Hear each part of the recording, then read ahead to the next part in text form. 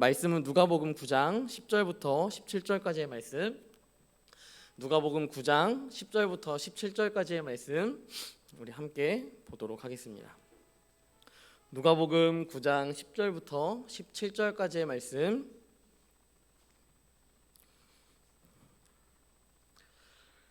네, 누가복음 9장 10절부터 17절까지의 말씀 우리 다 찾은 줄 알고 우리 함께 저 한 절 여러분 한 절 이렇게 교독하도록 하겠습니다. 사도들이 돌아와 자기들이 행한 모든 것을 예수께 여쭈니 들이시고 따로 벳세다라는 고을로 떠나가셨으나 우리가 알고 따라왔거늘 예수께서 그들을 영접하사 하나님 나라의 일을 이야기하시며 병 고칠 자들을 고치시더라. 날이 저물어가매 12사도가 나와 여짜오되 무리를 보내어 두루 마을과 촌으로 가서 유하며 먹을 것을 얻게 하소서. 우리가 있는 여기는 빈들이니이다. 예수께서 이르시되 너희가 먹을 것을 주라 하시니 여짜오되 우리에게 떡 5개와 물고기 2마리밖에 없으니 이 모든 사람을 위하여 먹을 것을 사지 아니하고서는 할 수 없사옵나이다 하니 이는 남자가 한 5,000명 되밀어라. 제자들이 이르시되 때를 지어 한 50명씩 앉히라 하시니 제자들이 이렇게 하여 다 앉힌 후 예수께서 떡 5개와 물고기 2마리를 가지사 하늘을 우러러 축사하시고 떼어 제자들에게 주어 무리에게 나누어 주게 하시니 함께 읽겠습니다. 먹고 다 배불렀더라. 그 남은 조각을 12바구니에 거두니라. 아멘. 네, 3주 동안에 아주 여유롭고 행복한 시간을 보내다가 이번 주에 제가 이제 설교를 해야 되는 시간이 되었습니다. 그래서 제가 설교를 막 준비하는데요.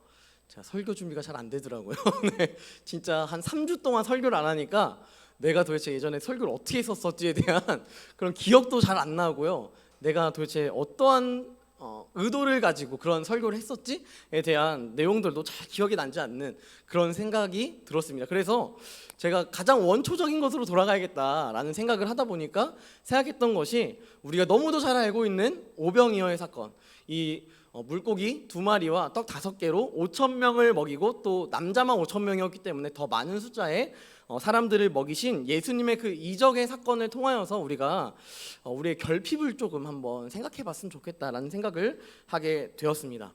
여러분, 우리가 이 오병이어 너무도 잘 알고 있지 않습니까? 그리고 우리 사복음서에는요 오병이어가 다 나와 있습니다.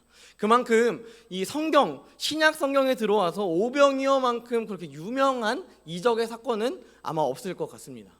이 오병이어의 사건을 통하여서요, 특별히 누가복음에서는 아주 특별한 모습을 보여주는데요. 그 모습이 무엇이냐면 사도들이 행하고 있는 이 삶의 모습이 어떠한지에 대해서 이 마태, 마가, 요한과는 굉장히 다른 모습을 보여줍니다.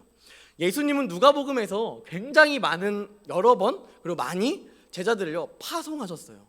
그들을 파송하셔서 그들이 하나님 나라의 일을 전파하고 또한 예수님께서 하시는 일들을 제자들도 똑같이 할 수 있도록, 이것이 어떻게 보면 누가복음의 의도와도 맞닿아 있습니다. 누가복음은 이방인들에게 복음을 전파하기 위한 메시지였고, 또한 누가복음 이후에 누가가 사도행전이라는 성경을 작성하면서 복음이 전파되는 그 내용들을 계속해서 작성해 나아가면서 제자들이 마땅히 해야 할 사역이 무엇인가, 사명이 무엇인가를 계속해서 누가는 표출하고 있다라는 것이죠.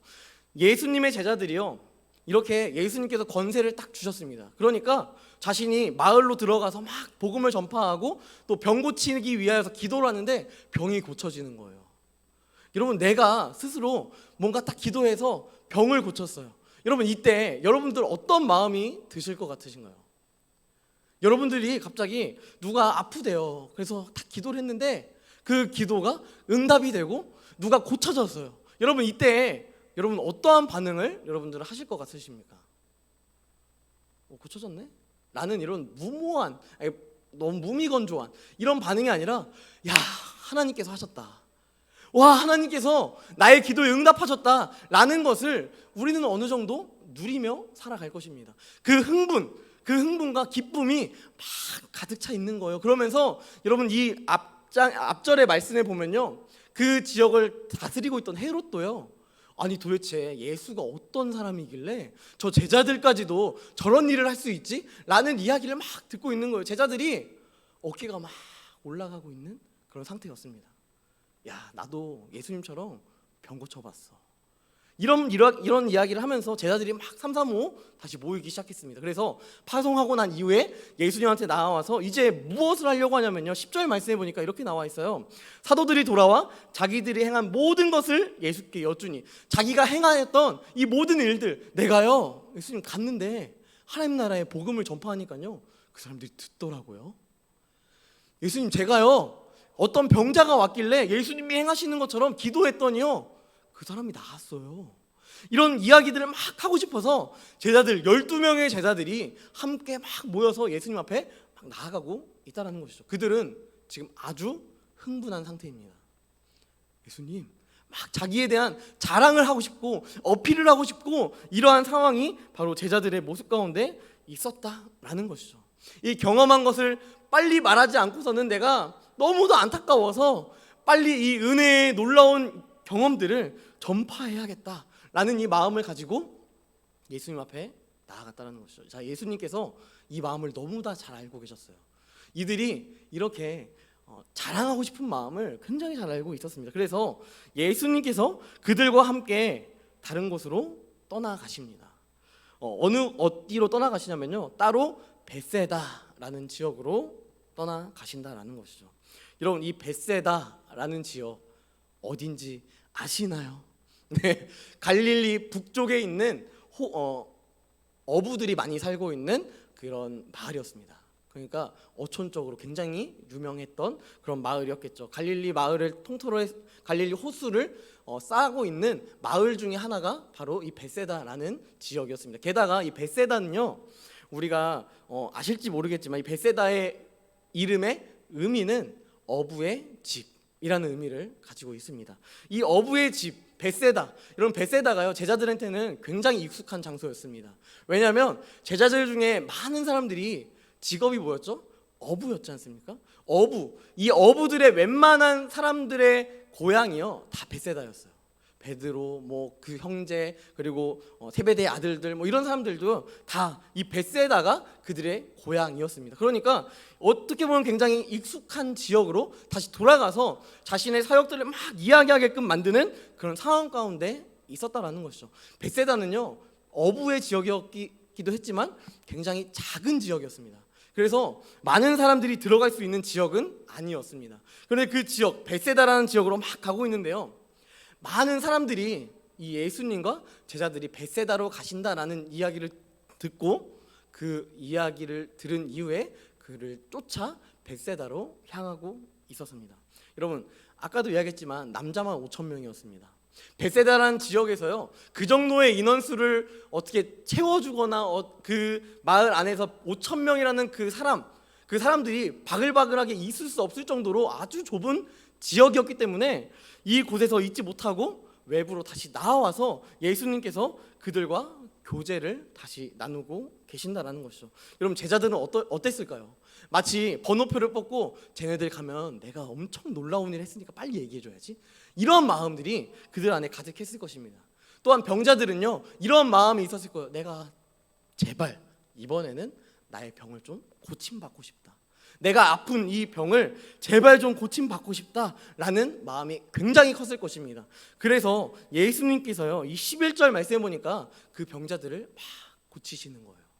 그리고 또 고치실 뿐만 아니라 제자들이 했던 것처럼 하나님 나라의 일들을 계속해서 전파하며 결국 복음을 제시하고 있는 그런 내용들이 등장하고 있다라는 것입니다. 여러분, 얼마나 기뻤을까요? 여러분, 제자들뿐만 아니라 많은 병자들도요 엄청 기뻤을 거예요. 서로가 막 부둥켜 껴안고, 야, 너 드디어 고쳐졌구나, 내가 그렇게 힘들게 너를 케어했는데 이제는 너가 스스로 살 수 있겠구나 라는 것에 있어서 굉장한 기쁨이 막 가득하지 않았겠습니까? 여러분, 제자들뿐만 아니라 이 병자들까지도 굉장한 기쁨의 상황 가운데 막 펼쳐지고 있었다라는 것이죠. 여러분, 그런데 이 잘 흘러나가고 있는 이 상황 속에서 갑자기 이 12절 말씀에 들어오게 되면 특별한 내용이 나타납니다. 자, 12절 말씀해 보니까 이렇게 나오죠. 날이 저물어 가매. 여러분, 날이 저물어 가매. 여러분, 이것은요 어떻게 보면 이 기쁨과는 굉장히 상반되는 해석을 보여줍니다. 날이 어두워집니다. 축제가 더 이상 펼쳐질 수가 없고요. 이 기쁨을 누군가에게 더 이상 나눌 수가 없는 상황으로 도달해 왔다라는 것이죠. 여러분, 게다가 이 지중해 지역은요, 해가 저물어 간다라는 것이, 우리도 이제 겨울이 되면 해가 빨리 지지 않습니까? 근데 이 지중해 지역은요, 우리보다 더 빨리 해가 져요. 그러니까 해가 점점 저물어 간다라는 것이요, 저물어 가네? 라고 했을 때, 그러고 나서 조금만 있으면요, 앞이 안 보여요. 누가 어디 있는지 막 보이지 않는 거예요. 야, 너 거기 있니? 게다가 여러분, 요즘 시대에 이렇게 핸드폰으로 이렇게 다 플래시 켜고 이렇게 누구 있으세요? 이렇게 보지만, 여러분, 그때 후레쉬도 없고요, 불 지피려면 얼마나 고생했어야겠습니까? 여러분, 그러니까 아무것도 할 수 없는 상황이 도착하는 것이 바로 이 저물어가는 이 시점이었다라는 것입니다. 어두움이 임했습니다. 앞이 보이지 않아요. 옆에 내가 붙잡고 있는 이 손이 나의 엄마의 손인지, 나의 부모의 손인지, 나의 자식의 손인지 분간할 수가 없습니다. 이 기쁨을 더 이상 누릴 수 없고요, 엄마, 내가 드디어 이제 고침받았어 라는 것을 더 이상 대면에서 얼굴을 보면서 말할 수가 없는 거예요. 왜냐? 안 보이니까. 저물어 가는 그 상황 가운데 안 보이니까. 여러분, 이 저물어 간다라는 것이요, 간단히 그냥 옆에 사람이 안 보입니다라는 것뿐만 아니라요, 자신의 고향으로, 자신의 집으로 다시 돌아갈 수 없는 상황이 펼쳐졌다라는 것을 보여주는 것입니다. 자신의 안식처로 다시 돌아갈 수가 없는 상황이 돼버린 거예요. 왜? 예수님한테 치유받기 원했던 그 마음을 가지고 나왔는데 어두워져 버리니까. 다시 집으로 돌아갈 수도 없고요. 게다가 이 사람들 얼마나 이제 배고프겠습니까? 저녁 때가 됐으니까 배고프겠죠. 여러분, 게다가 잠을 잘 곳도 없어요. 이곳은 12절 말씀에 보니까 빈들입니다. 빈들. 여러분, 빈들에서요, 잘 곳도 없고요, 어디 거할 곳도 없고, 또한 이 베세다라는 지역이 이 많은 사람들을 집으로 초청해서 집 안에서 잘 수 있는 그런 상황까지도 안 됐다라는 것이죠. 여러분, 게다가 이 상황이 어떠한 상황이냐면요, 여러분, 요한복음 6장 4절 말씀 우리 한번 찾아서 읽어볼까요? 요한복음 우리 6장 4절 말씀.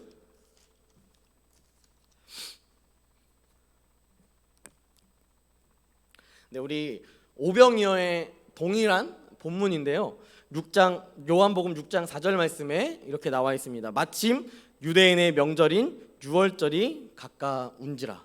여러분, 이 유월절이 가까웠다, 어쩌라고? 라고 이야기할 수 있겠지만요, 이 유월절이 왜 이 시기에 중요했냐면, 여러분, 우리가 들어보셨는지 모르겠습니다. 디아스포라라고 해서 이 유대인들 가운데서도 많이 흩어져 있는 유대인들이요, 1년에 3번 성전에 들어가서요, 제사를 지내는 행위들을 했습니다. 그 중에서도 유월절은 가장 크고 놀라운 그런 명절 중에 하나였습니다. 그러니까 디아스포라, 많은 이 유대인들이 이방 지역에서 살다가 다시 예루살렘으로 들어가고 있는 그 과정 가운데 있었다라는 것은요, 여러분, 우리가 추측해 보건대 베세다에도 이미 방은 꽉 차 있었다라는 거예요.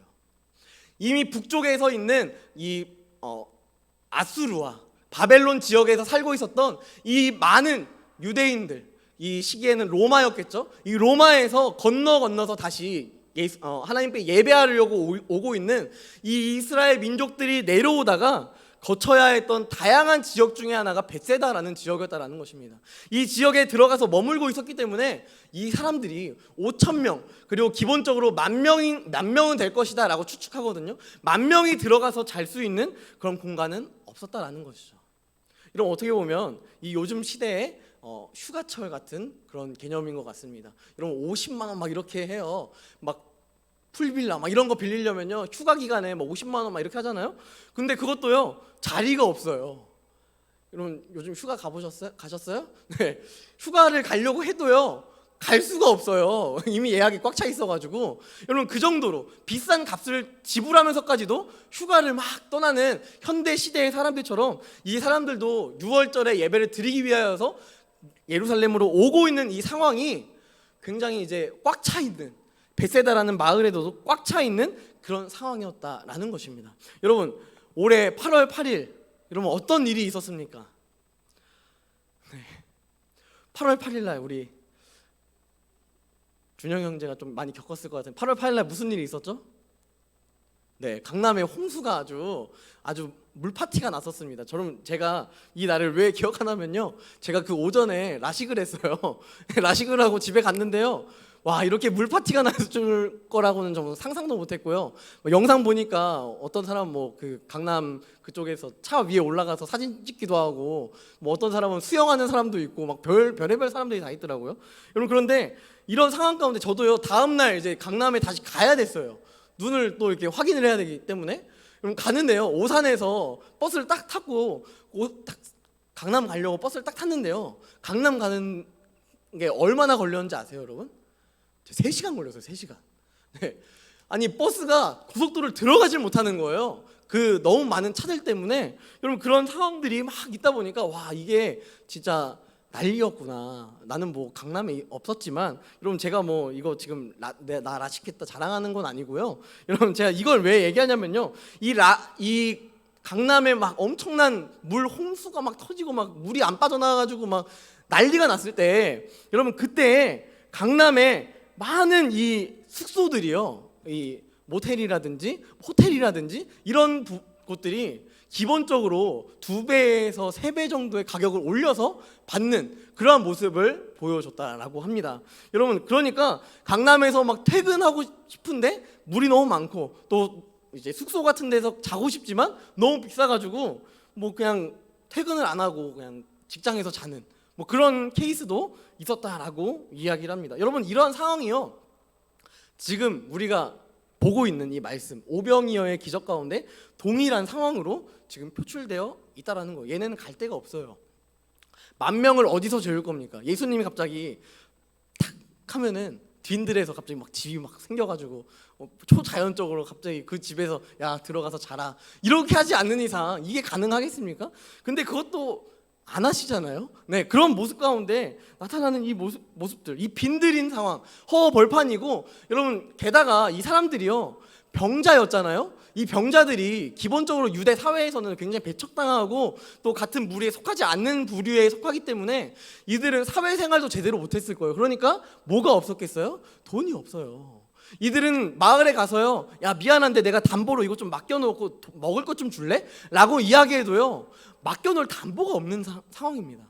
여러분, 이러한 존재들이 이 베세다라는 마을에 들어가서 먹을 것을 얻기도 하고, 뭐 다양한 방법을 통해서 그곳에서 거주하기도, 잠깐 잠을 자기도 하고, 여러분, 이것은요 굉장히 이 시대를 이해하지 못하는 그런 상황 가운데 놓여 있다라는 것입니다. 여러분, 제자들이요 이렇게 이야기해요.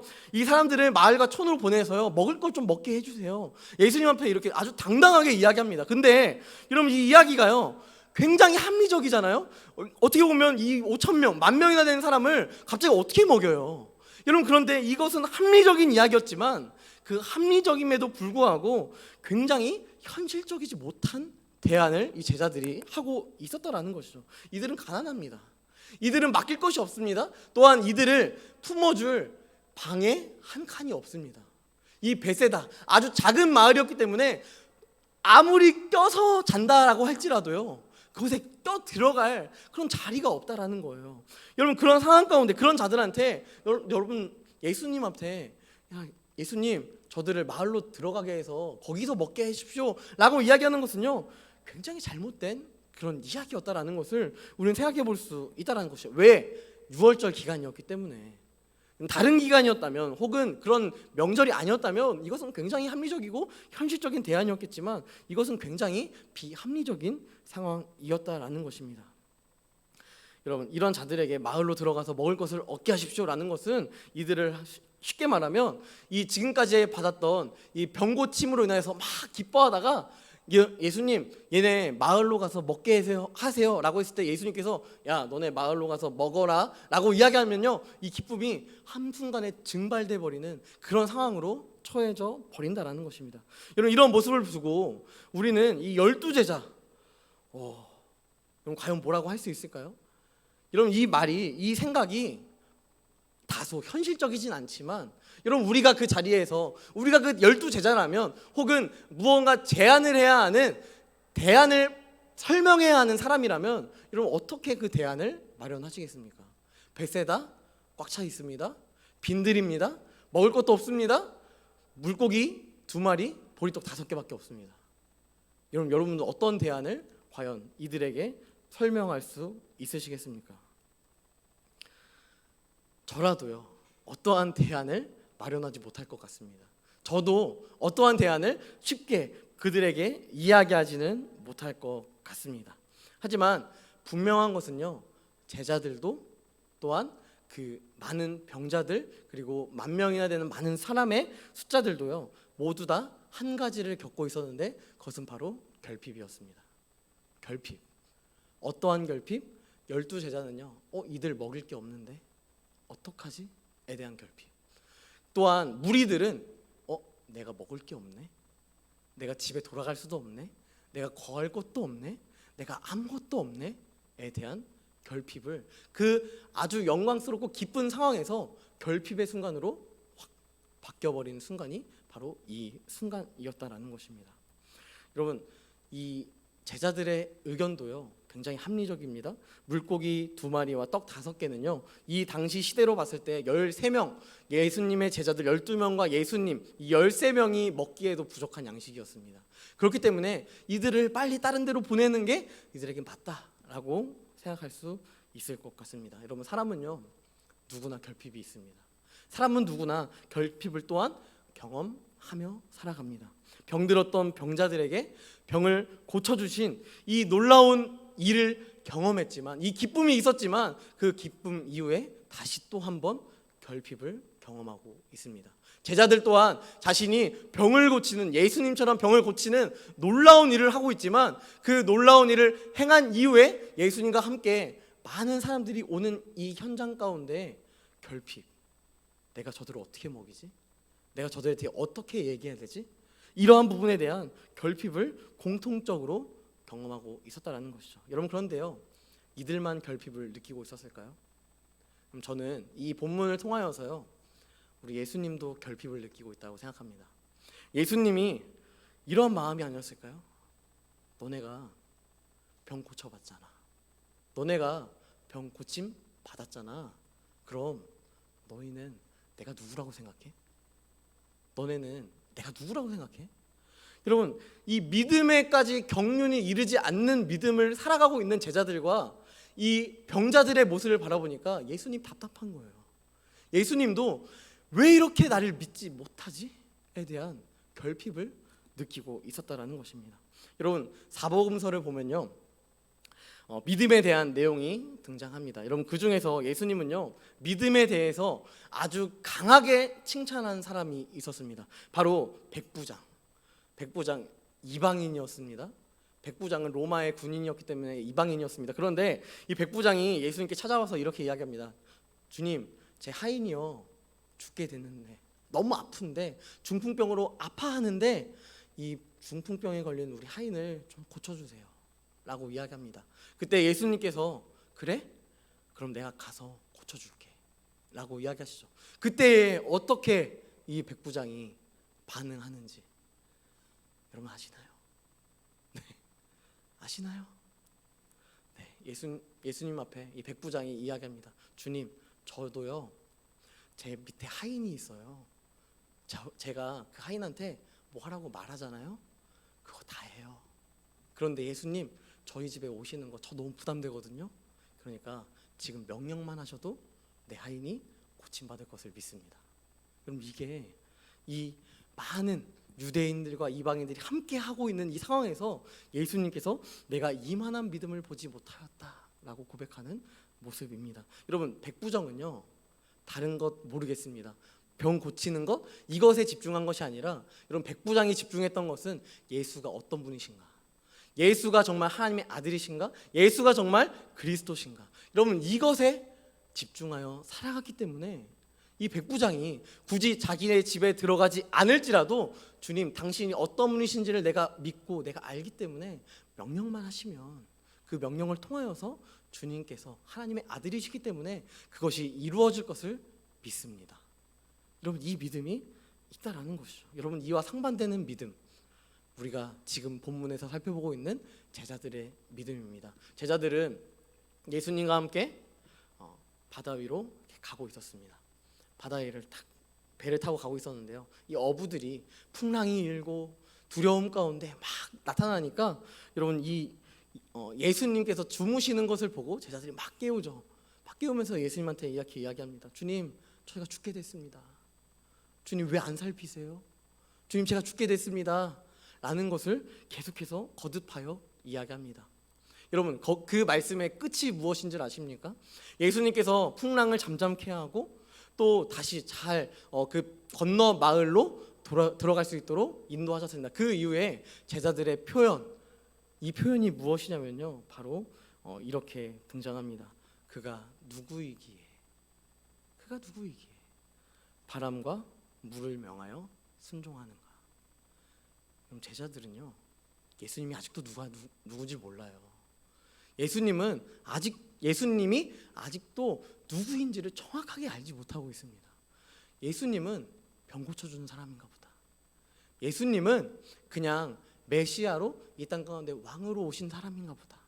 여러분 이 정도의 생각만 하고 있었지, 그가 정말 하나님의 아들임을 믿지 못하고 있는 그 모습을 보이고 있다라는 것입니다. 이 모습이 바로 이 누가복음 9장에서 오병이어의 일을 행하고 있는 현장에서도 동일하게 나타나고 있다라는 것이죠. 제자들에게도 병 고침 받은 사람에게도 예수님을 바라보아야 하지만 내가 그저 나 병 고침 받았네, 기쁘다.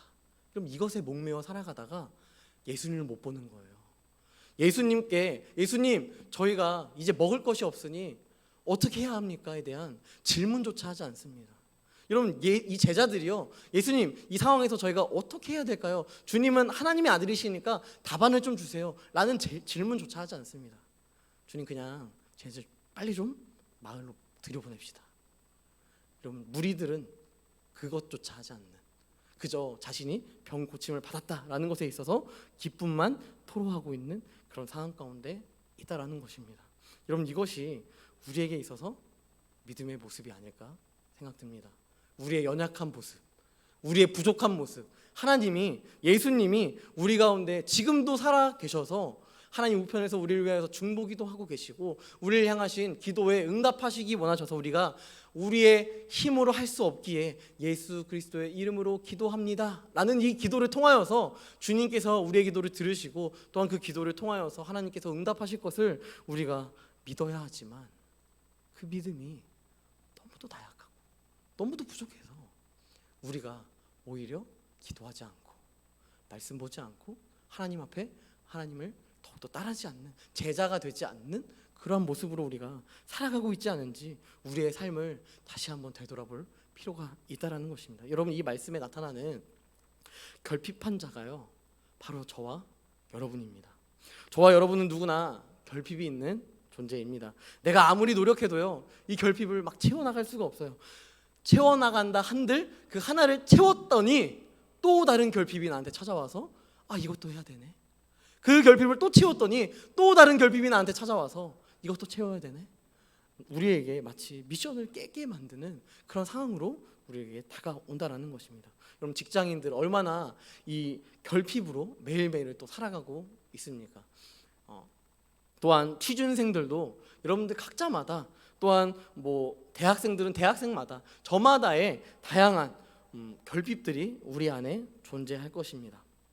여러분 저 또한 이러한 결핍들이 참 많이 있는 그러한 존재라는 생각이 듭니다. 제 인생을 되돌아보면요, 제가 참 하나님을 바라보기보다 이러한 결핍에 집중하고 또 그 결핍이 해결되면 그거에만 기뻐하고 하나님을 바라보지 않는 그런 상황들이 얼마나 많이 나타났는지를 제가 제 삶을 돌아봤을 때 느끼게 된다라는 것이죠. 여러분 제가 실질적인 예를 한번 들어드리지 않았습니까? 제가 대학원에 딱 들어갔습니다. 대학원에 들어갔는데 다 모든 사람들이 이 애플에 미쳐 있어가지고 애플 핸드폰, 아이패드 그리고 노트북 이렇게 다 가지고 있는, 저희는 소위 말해 삼위일체라고 이렇게 불렀거든요.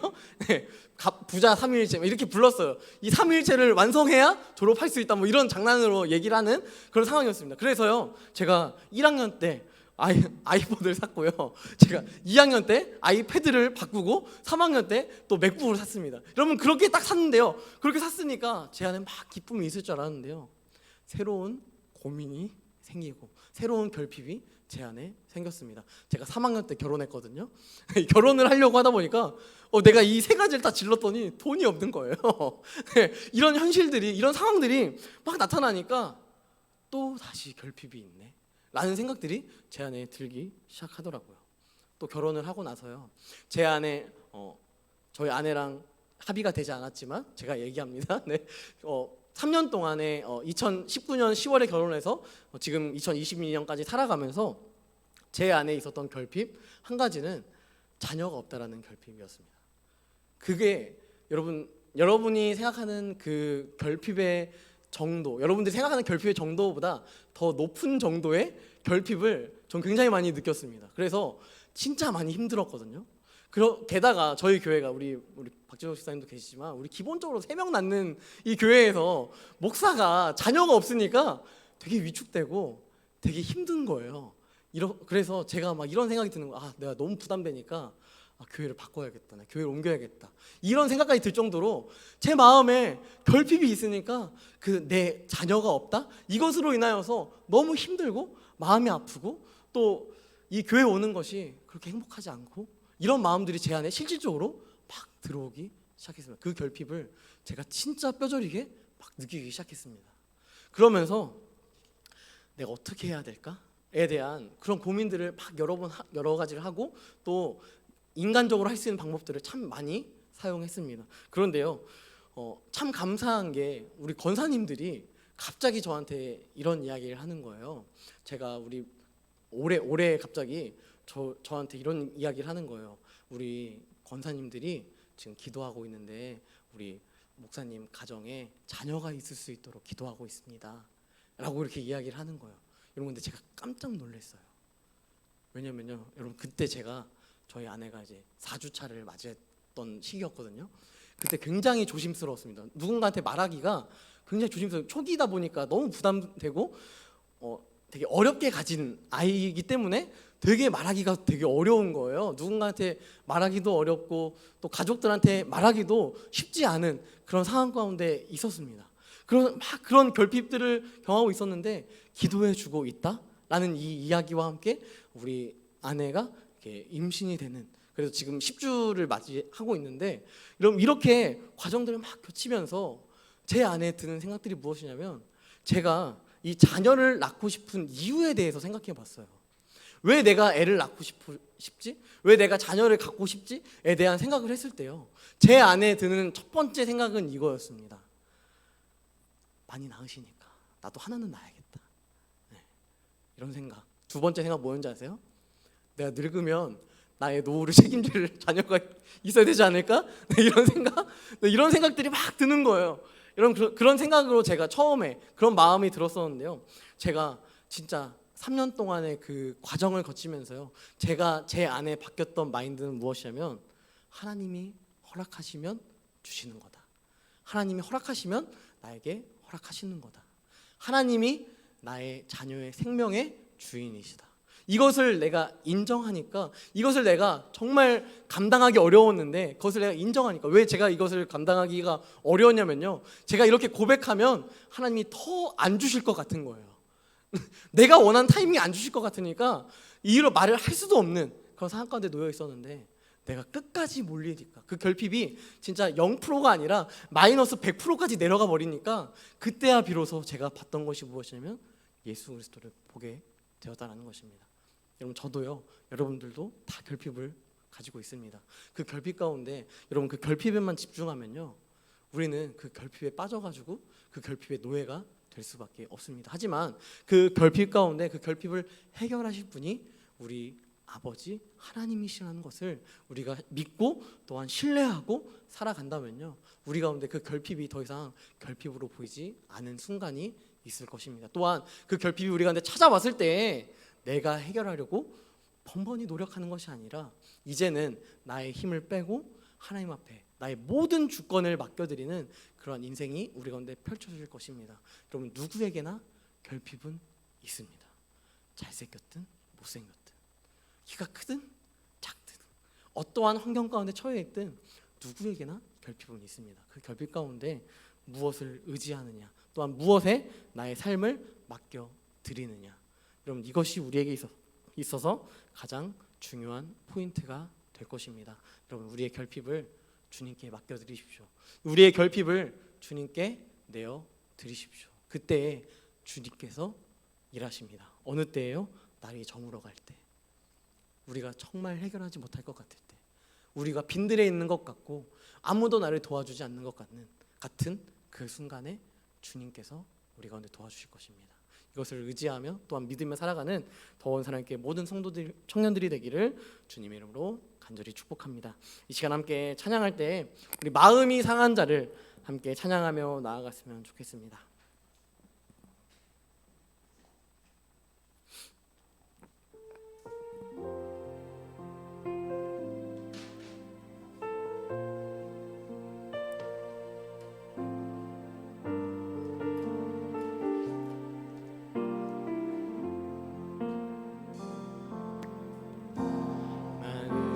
상한 자를 고치시는 주님, 하늘의 아버지 날 주관하소서.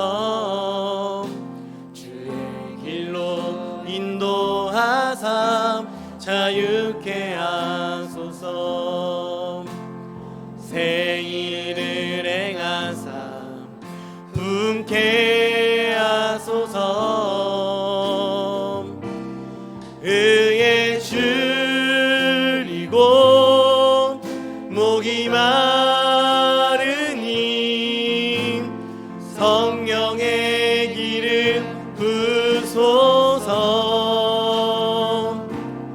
의에 줄이고 목이 마르니 내 잔을 채워 주소서. 성령으로 채우사, 성령으로 채우사 주보게 하소서. 주의 임재 속에 은혜 알게 하소서. 주 뜻대로 살아가리 세상 끝날까지. 나를 믿으시고 새날 열어주소서.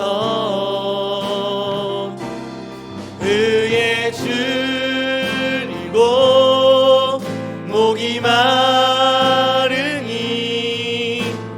성령의 길을 부소서. 의에 줄이고 목이 마르니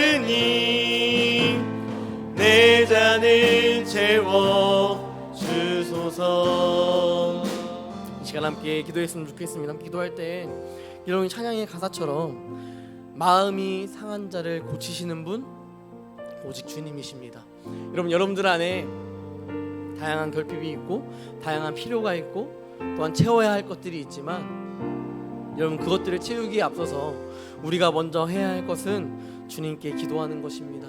주님을 의지하는 것입니다. 또한 주님이 어떠한 분이신지를 우리가 입술로 고백하는 것입니다. 주는 그리스도시요 살아계신 하나님의 아들입니다. 이 고백이 우리의 입술 안에 가득히 흘러넘칠 수 있도록 주여 우리 가운데 성령으로 인도하여 주시고 우리의 메마른 심령 가운데 또한 결핍 가운데 성령의 기름을 부으사 성령님의 인도하신 가운데 하나님께서 하시는 길로 우리가 인도함 받는 귀한 은혜가 있게 해달라고 이 시간을 우리 함께 기도하도록 하겠습니다. 함께 기도하겠습니다.